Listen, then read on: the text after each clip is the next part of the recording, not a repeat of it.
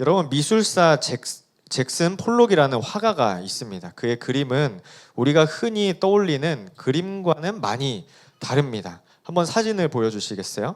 붓으로 선을 그리고 형태를 잡는 대신에 이 캔버스 위에 물감을 떨어뜨리고 흩뿌리고 흔들면서 작업을 합니다. 그래서 처음 이 그림들이 전시장에 걸렸을 때 많은 사람들이 고개를 갸우뚱했다고 합니다.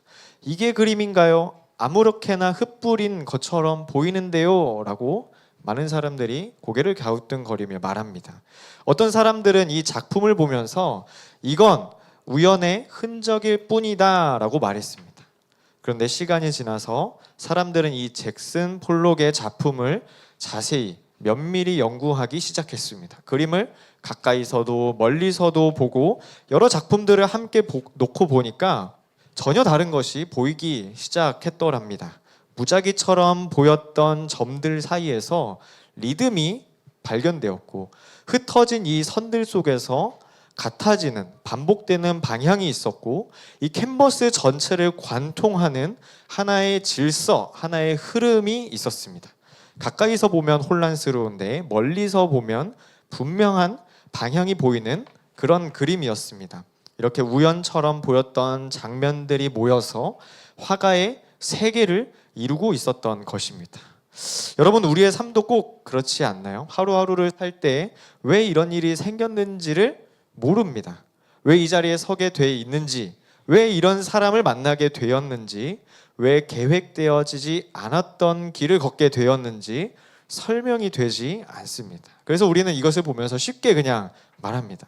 우연히 그렇게 됐어요. 그냥 어쩌다 보니 이렇게 살고 있어요 라고 우리는 종종 표현하곤 합니다. 하지만 성경은 특히 이 룻기에서는 우리에게 다른 시선을 제안하고 있습니다.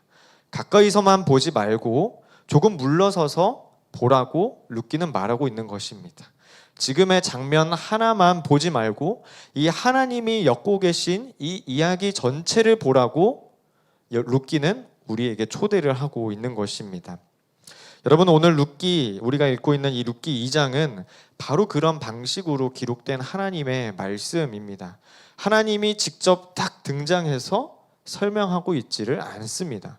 대신 이 성경에서는 우연히, 마침이라고 표현합니다.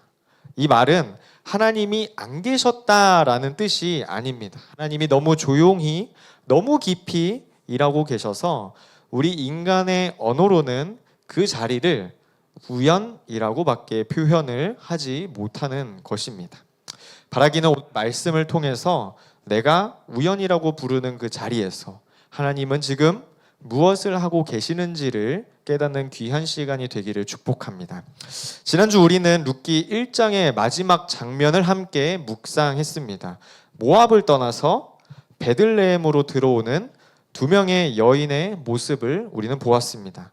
나오미는 남편을 잃었고 두 아들도 잃었고 빈손으로, 빈 마음으로 고향으로 돌아왔습니다.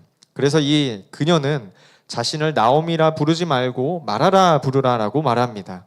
기쁨이라는 이름 대신에 고통, 씀이라는 이름을 택할 만큼 삶은 여전히 해결되지 않은 상태였습니다. 중요한 것은 이 룻기 1장은 이 이야기를 회복되었다라고 끝내지 않았다는 점입니다. 아무 문제도 해결되지 않았습니다. 형편이 나아지지도 않고 상황이 나아지지도 않고 미래도 보이지를 않았습니다. 그런데 성경은 그들이 보리 추수 시작할 때 베들레헴에 이르렀더라라고 말합니다. 문제는 내가 지금 갖고 있는 고통은 그대로지만 우리 하나님은 이미 시간을, 공간을 옮겨 놓으셨습니다. 사람의 형편은 비어 있었지만 하나님은 계절을 서서히 천천히 하나님의 시간에 맞게 바꾸어 가고 계셨습니다. 하나님은 문제를 단번에 없애시기보다 사람을 먼저 그 다음 계절 안으로 데려가신다는 것, 회복은 아직 없었지만 이야기는 다시 시작될 수 있는 자리에 서 있었다는 것, 이것이 지난주 말씀의 핵심 포인트였습니다. 그리고 오늘 우리가 읽은 룻기 2장은 바로 그 다음 날의 이야기입니다. 눈에 띄는 기적이 일어나기 전 하루, 아무도 주목하지 않을 것 같은 그 평범한 하루가 어떻게 하나님의 이야기 안으로 들어오는지를 보여주고 있는 것입니다. 그 다음 날 이 나오미와 룻은, 이 두 여인은 무엇을 선택했는가? 그리고 하나님은 그 여인들의 평범한 하루 속에서 어떻게 일하고 계셨는가를 오늘 말씀을 통해서 알 수 있는 것입니다. 우리 함께 2절의 말씀을 읽도록 하겠습니다. 시작. 모압 여인 룻이 나에게 이르되 원하건대 내가 밭으로 가서 내가 누구에게 은혜를 입으면 그를 따라서 이삭을 줍겠나이다 하니 나오미가 그에게 이르되 내 따라 갈지어다 하매. 이 룻기 2장은 극적인 장면으로 시작하지를 않아요. 룻은 하나님의 뜻을 확신한다고 말하지도 않습니다. 하나님이 반드시 길을 여실 것이라 라고 선언하지도 않습니다. 다만 이 말씀에 보면 은혜를 입으면 이라는 이 가능성 하나만 붙들고 움직이겠다고 말하고 있는 것입니다. 은혜를 입으면 뭔가 확정형이 아니라 가정법입니다. 은혜를 입으면 될 수도 있고 안 될 수도 있다라는 선택인 것이죠. 룻은 지금 아무것도 보장받지 못한 애매한 상황에 처해 있습니다. 심지어 베들레헴 사람도 아니고 이방 여인이었어요. 과부였어요. 보호자도 없고 사회적 지위도 없는 그런 사람이었습니다. 그녀가 밭에 들어갔을 때 어떠한 대우도 받을 수 있을지는 아무도 확신을 해줄 수 없는 그런 상황이었던 것이죠. 여러분, 여기서 이삭 줍기가 나오는데 이 이삭 줍기란 추수하는 그 시기에 땅에 떨어져 있거나 가지에 남아 있는 것을 거두는 것을 가리킵니다. 구약 시대의 복지 정책이라고 할 수 있어요. 복지 정책. 기본적으로 고아, 과부, 외국인 체류자와 같은 가난한 사람들을 위해서 이 추수하는 기간 중에 이 수확물 일부를 남겨두게 하여서 그들이 생계를 이어갈 수 있게 한 복지 제도였어요. 밭 구석에서 자란 것, 땅에 떨어진 것, 수확했지만 잊어버리고 그냥 놓고 간 것들, 과일을 따다가 지나친 것들, 이런 것들을 가난한 사람들을 위해서 남겨두었다라는 거예요. 그러면 이 사람들은 그 이삭 줍기를 통해서 남은 열매들을 수확해서 그것을 먹고 하루하루를 버텨가면서 살아갔다라는 것입니다. 이 이삭 줍기는 제도적으로는 허용된 일이었지만 현실적으로는 늘 위험이 따랐던 일이었습니다. 어쩌면 이 이삭 줍기를 통해서 무시당할 수도 있었고 쫓겨날 수도 있었고 때로는 폭력에 노출돼 있던 상황에 처해 있었습니다. 2절에서 룻이 이삭을 주우러 가기 전에 은혜를 입은 사람의 뒤를 따라 줍겠다고 했는데 이 말이 뭐냐면 호의를 베푸는 사람을 따라가며 그 사람의 이삭을 줍겠다라는 뜻인데 좋은 사람을 만나지 못하면 이삭 줍기가 어렵다는 뜻입니다. 룻은 외국인이었죠. 그래서 상대적으로 이 이삭 줍기가 현실적으로 어려웠을 것입니다. 그럼에도 룻은 말하고 있어요. 내가 가겠다. 내가 가겠습니다. 이 말은 위대한 결단이 아니에요. 매우 현실적인 선택이에요. 오늘을 살아가야 했기 때문이에요.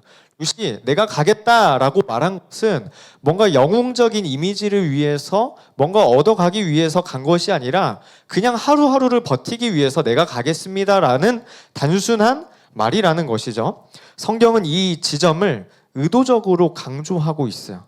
룻의 선택을 영웅적으로 미화하지 않아요. 룻의 행동에 신앙적인 수사를 덧붙이지도 않아요. 성경 본문은 그저 그녀가 밭으로 갔다고만 기록하고 있습니다. 여러분, 저는 이 점이 굉장히 중요하다고 생각합니다. 성경은 종종 믿음을 과장하지를 않아요. 오히려 그 믿음이 가장 평범한 선택의 형태로 나타나는 순간을 정확하게 성경은 기록하고 있습니다. 우리는 흔히 이 믿음을 모든 것이 정리된 뒤에 내리는 결단으로 생각을 하죠. 결과가 은혜라고 생각을 합니다. 상황이 안정되고 마음이 확실해지고 앞날이 어느 정도 조금은 보일 때에 우리는 믿음이 시작됐다, 은혜가 시작됐다라고 생각을 합니다. 그러나 오늘 말씀의 이 룻기 2장은 다른 그림을 제시하고 있어요. 믿음은 확실한 언어가 아니라 먼저 이 우리가 놓여 있는 현실을 외면하지 않는 태도라고 말하고 있습니다. 이 룻의 선택에는 계산이 나타나지를 않아요. 계산이 전혀 없어요. 보아스라는 사람을 알지도 못해요. 그 밭이 어느 밭인지도 몰라요. 그날 무슨 일이 일어날지도 알지 못하고, 그럼에도 룻은 그저 하루하루를 버티기 위해서, 먹기 위해서 밭으로 나가는 것입니다. 왜냐하면 그녀에게 있어서 멈추는 선택이 곧 삶을 포기하는 선택이었기 때문입니다. 여기서 중요한 신학적인 관점을 하나 발견하게 됩니다. 룻은 신앙의 결과를 보고 움직인 것이 아니라 삶의 책임 앞에서 움직였어요. 이 말이 뭐냐면, 내가 그냥 먹고 살기 위한 하루하루를 감당하기 위해서 발걸음을 움직였다라는 거예요. 그리고 하나님은 그 책임 있는 선택을 바로 이야기의 출발점으로 삼으셨어요. 다시 말해서 하나님은 뭔가 위대한 결단을 기대하거나 기다리지를 않으십니다. 룻이 특별해서 하나님이 일하신 것이 아니라는 것입니다. 하나님은 오늘을 살아내는 그 선택, 여러분의 선택을 사용한다는 것입니다. 룻이 신앙적으로 성숙해서 하나님이 사용하신 것도 아니었어요.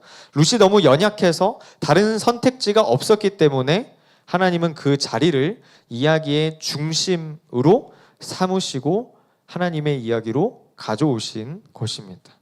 이 점은 오늘 우리의 삶과 직접 연결되는 것 같아요. 우리도 언제나 확신 속에서 선택을 하지는 않습니다. 기도해도 명확하게 답이 없는 날이 더 많습니다. 그래도 우리는 하루하루를 견뎌야 하고 살아내야 하고, 그래도 우리는 어떤 선택을 꼭 하면서 살아가야 합니다. 이 룻의 첫 걸음은 뭔가 위대한 결단이 아니었어요. 그러나 의미 없는 행동도 아니었어요. 오늘을 포기하지 않겠다는 그녀의 선택이었고, 하나님은 그녀의 선택을 통해서 이야기를 이어가시는 것입니다. 의미 없이 지나가는 우리의 하루 속에서도, 성과 없이 지나가는 우리의 일상 속에서도 하나님은 여러분들을, 우리 모두를 이끌어 가신다는 것입니다. 룻이 들어간 밭이 어떤 밭이었는지 그 다음 절에서 밝히고 있는데, 우리 함께 3절의 말씀을 읽도록 하겠습니다. 시작. 룻이 가서 베는 자를 따라 밭에서 이삭을 줍는데 우연히 엘리멜렉의 친족 보아스에게 속한 밭에 이르렀더라. 성경은 이 장면을 설명하면서 굳이 우연이라는 말을 사용합니다. 이 표현은 단순한 문학적인 장치가 아니라 이 사건을 해석하려는 핵심적인 단어라고 할 수 있습니다. 성경이 사건을 모를 때 쓰는 표현이 아니에요. 오히려 알고 있으면서도 일부러 그렇게 말할 때 사용하는 방식입니다. 우연히. 여러분, 콜럼버스 아시죠? 콜럼버스는 인도를 가기 위해서 배를 떠났어요. 목표는 분명했어요. 인도. 그러나 끝내 인도에 도착하지를 못했죠. 거리 계산도 틀렸고 지리적인 판단도 틀렸어요. 당대 기준으로 보면 그의 항해는 성공이 아니라 실패였어요. 그 자신도 마지막까지 자신이 새로운 대륙을 발견했다고 생각하지 못했어요. 그런데 시간이 지나서 역사는 이 콜럼버스의 항해를 향해서 전혀 다르게 기록을 하고 있죠. 실패한 항해가 아니라 새로운 세계가 열렸다. 그 항해가 콜럼버스의 항해였다라고 우리는 기억하고 역사는 기록하고 있습니다. 콜럼버스의 입장에서 보면 그 도착은 설정이 아니라 우연이었고 실수였고 계산착오였어요. 그러나 역사적인 관점에서 보면 이 콜럼버스의 항해는 이미 세계사의 흐름 안에 들어가 있습니다. 룻기 2장의 우연이라는 단어가 바로 이 지점에 있어요. 룻의 입장에서 보면 이 일은 분명히 우연이에요. 아무런 정보도 없었고 아무런 계획도 없었으며 그저 눈앞에 보이는 밭으로 들어갔을 뿐입니다. 룻은 그렇게 우연히 보아스의 밭으로 들어갔습니다. 성경은 그 우연을 이야기의 핵심 전환점으로 기록을 하고 있습니다. 그리고 이제 본문은 이 우연한 자리에 이미 준비되어 있던 한 사람을 자연스럽게 등장시키는데 그 사람의 이름이 보아스입니다. 나오미에게는 남편 엘리멜렉의 친족이었고 유력한 자라고 소개를 합니다. 성경은 일부러 사건보다 먼저 사람을 보여주고 있습니다. 왜냐하면 이 이야기가 우연한 만남의 이야기가 아니라 이미 준비된 구조의 이야기라고 강조하고 있기 때문입니다. 이 보아스는 룻을 만나기 위해서 트루먼 쇼처럼 등장하지를 않아요. 보아스는 구원자 역할을 하기 위해서 극적으로 호출된 영웅이 아니에요. 그냥 보아스도 그 밭에 있던 소유자일 뿐이라는 겁니다. 보아스가 처음 등장하는 장면을 보면 베들레헴에서 밭으로 나옵니다. 자기 밭을 둘러보고 일꾼들에게 일삭을 주고 그 다음에 수확의 상황, 얼마나 열매가 맺혔는지를 살핍니다. 그렇게 보아스도 하루하루를 살아가는 사람이었습니다. 보아스는 평소와 다르지 않게 하루하루를 살아가고 있었어요. 자기 책임을 감당하고 자기 역할을 수행하고 있던 그런 하루하루를 보내고 있었어요. 특별한 사명, 내가 룻을 살리겠다라는 그런 사명을 받지도 않았어요. 하늘의 음성이 들렸다는, 하나님의 말씀이 기록되었다는 그런 기록도 없고, 그저 보아스도 그저 성실하게 하루하루를 살아가는 사람들입니다. 여러분 미켈란젤로 아시죠? 미켈란젤로의 이 다비드상은 어느 날 갑자기 만들어진 작품이 아니에요. 대리석은 이미 수십 년 동안 방치되었다는 돌이었어요. 이전의 조각가들은 그 돌이 너무나도 어렵다면서 손을 대지도 못했어요. 이 미켈란젤로가 한 일은 새로운 돌을 가져온 것이 아니라 이미 있던 그 돌을 다시 보는 것이었어요. 그리고 그것을 다 만들고 나서 그는 말했어요. 다비드는 이 안에 이미 있었고 나는 불필요한 부분을 제거했을 뿐이다 라고 말을 했어요. 작품은 어느 날 갑자기 나타난 것처럼 보이지만 사실 그에게 있어서 오랜 시간 그 자리에 있었던 돌과 그 돌을 다룰 준비가 된 사람이 만난 결과였다라는 것입니다. 룻기 2장의 보아스도 그런 것 같습니다. 보아스는 어느 날 갑자기 은혜의 통로가 된 사람이 아니었어요. 그는 이미 그 자리에 있었고 이미 그 역할을 감당할 준비가 되어 있던 사람이었습니다. 성경은 보아스를 묘사할 때 유력한 사람이라고 말합니다. 유력한 사람. 이 유력한을 히브리어로 풀어보면 재산이 많은 사람이라는 뜻도 있는데 단순히 부자라는 뜻은 아니에요. 사회적 책임을 감당할 수 있는 위치에 있었고 공동체 안에서 신뢰를 쌓아온 사람이라는 뜻이에요. 유력한 자. 그래서 룻과 보아스의 만남은 뭔가 기적적인 충돌이 아니라 서로 다른 두 삶의 궤적이 하나의 지점에서 그냥 만난 사건입니다. 룻은 우리가 알다시피 생존을 위해서 움직였어요. 보아스는 일상을 성실히 감당하고 있던 사람이었어요. 한 사람은 오늘을 살기 위해 밭에 들어왔고 다른 한 사람은 오늘을 책임지기 위해서 밭에 나와 있었습니다. 이미 준비된 사람과 이미 움직이고 있던 사람이 같은 자리에 있었음을 보여주는 표현입니다. 여러분, 하나님은 필요해질 때 사람을 급히 부르지 않아요. 하나님은 미리 사람을 세워 두십니다. 이것이 진리죠. 그리고 시간이 되었을 때 그 사람이 있던 자리에서 하나님은 이야기를 이어가십니다. 왜 두 사람이 왜 같은 자리에 있었는지를 넘어서 그 자리에 머물렀기 때문에 이야기가 시작된다라는 것입니다. 역사에 남은 사진들을 가운데서는 처음부터 역사적 의미를 염두에 두고 이건 역사의 길이 남을 사진이야 하면서 구성해서 사진을 촬영하지 않죠. 정말 그 상황 속에 있던 실제적인 사람들과 그 사람들의 표정을 다 담아서 그냥 찍습니다. 그리고 그것이 역사에 기록된 사진이 되는 것입니다. 셔터를 누르는 그 순간이 훗날 한 시대를 대표하는 장면이 될 줄은 그들도, 사진에 나온 사람들도 몰랐다라는 것이죠.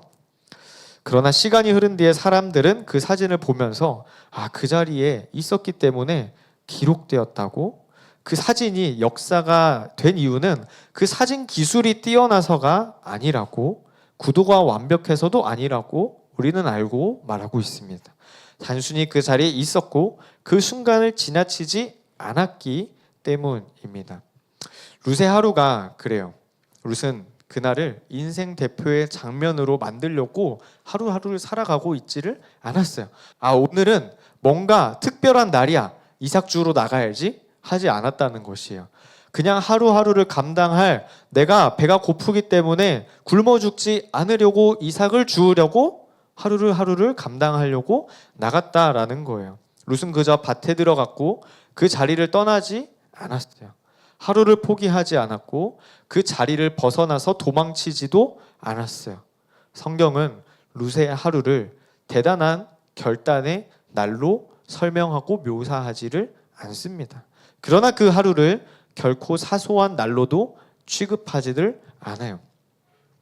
룻이 그 자리에 있었기 때문에 보아스가 그녀를 보게 됩니다. 룻이 떠나지 않았기 때문에 보아스와 룻의 만남이 성사가 된 것입니다. 대화가 시작되고 관계가 형성되고 이야기가 한마디 한마디 이어집니다. 하나님의 이야기는 언제나 머문 자리에서 시작된다라고 말합니다. 하나님은 순간적인 우리의 열심보다 지속된 우리의 자리를 사용하십니다. 갑작스런 우리의 일회성인 결단보다 지켜낸 우리의 하루하루를 하나님께서는 더 값지게 사용하신다라는 것입니다. 룻의 삶은 여기서 증명됩니다. 그녀는 위대한 선택을 한 사람이 아니라 그 자리를 견뎌내면서 지켜낸 사람이었습니다. 그리고 하나님은 그 자리를 떠나지 않은 한 사람의 하루를 다윗의 계보로, 예수 그리스도의 족보로, 이야기로 이어가십니다. 룻의 인생이 이야기가 된 이유는 특별한 일을 했기 때문이 아니에요. 그 자리에 있었고 그 하루를 살아냈기 때문입니다.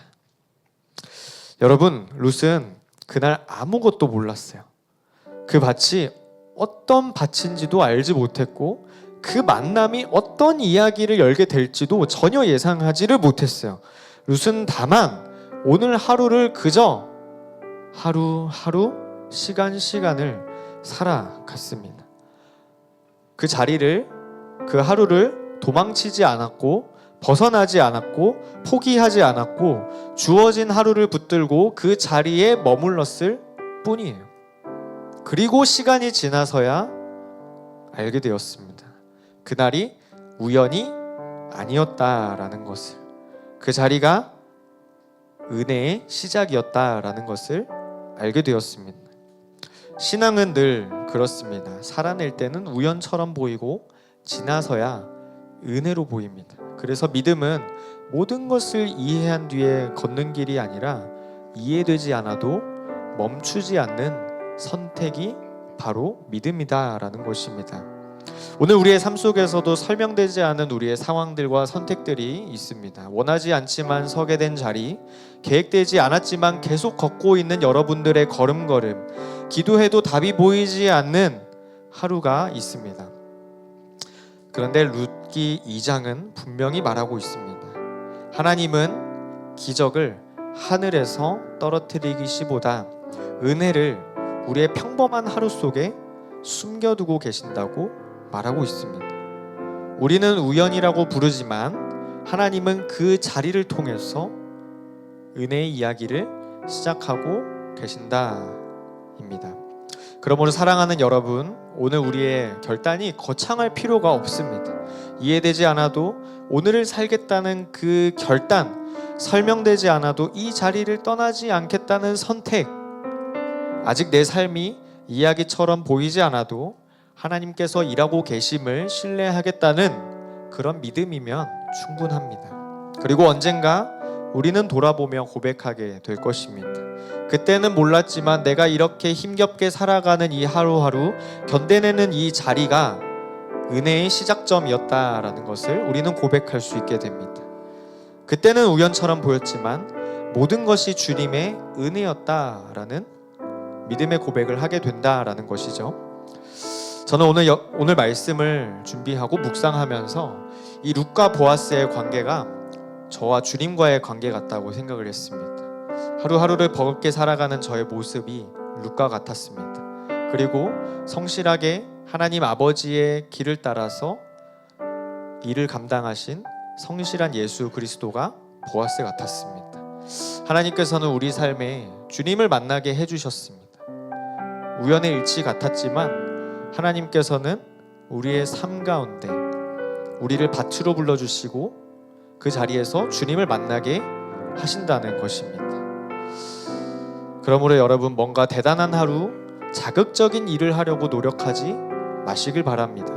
그냥 우리에게 주어진 하루하루를 성실하게 감당하시길 바랍니다.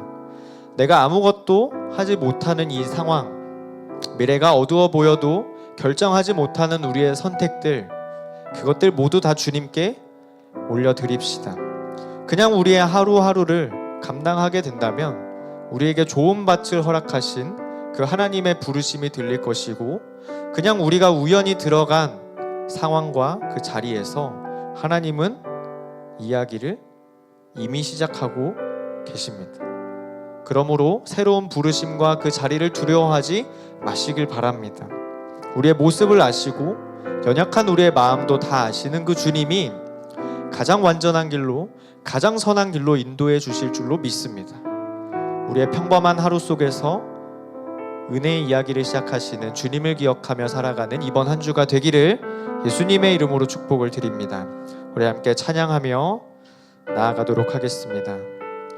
소망이 다 사라져가도 주님의 사랑이 끝이 없다는 우리의 결단을 통해서 우리가 주님의 이름을 믿음으로 고백하며 나아가겠습니다. 주 나의 모습 보내, 주 나의 모습 보내,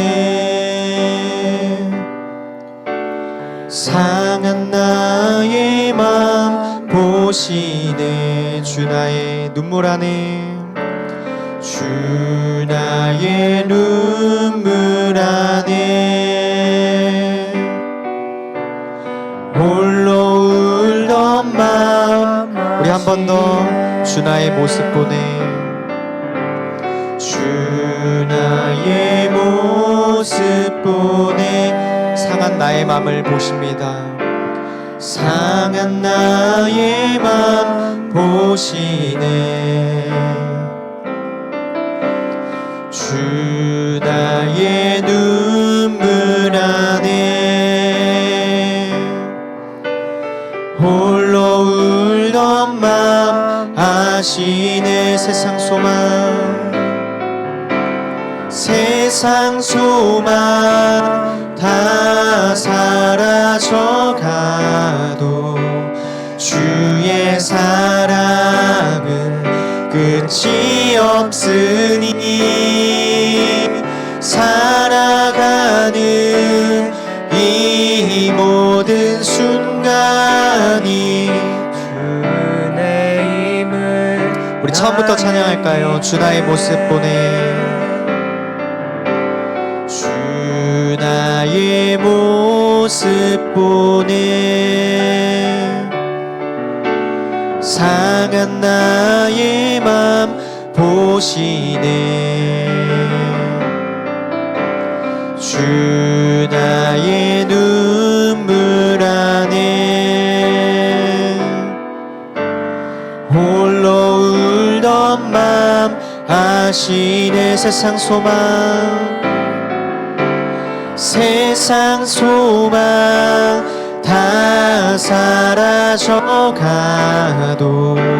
주의 사랑은 끝이 없으니 살아가는 이 모든 순간이.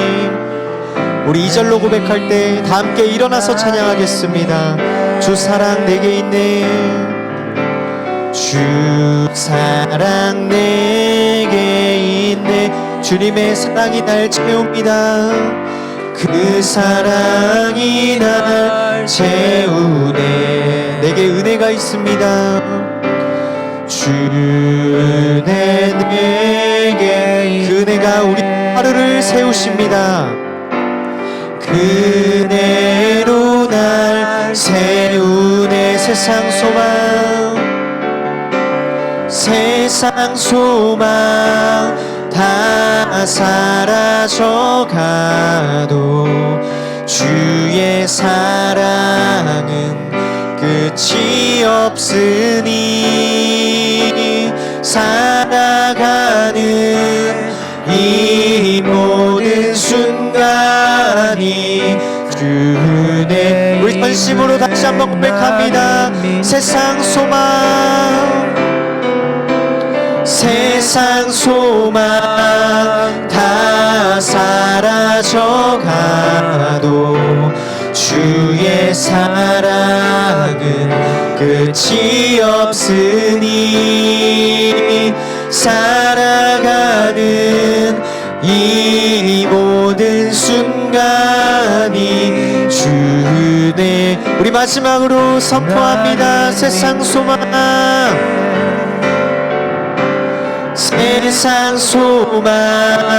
다 사라져가 주의 사랑은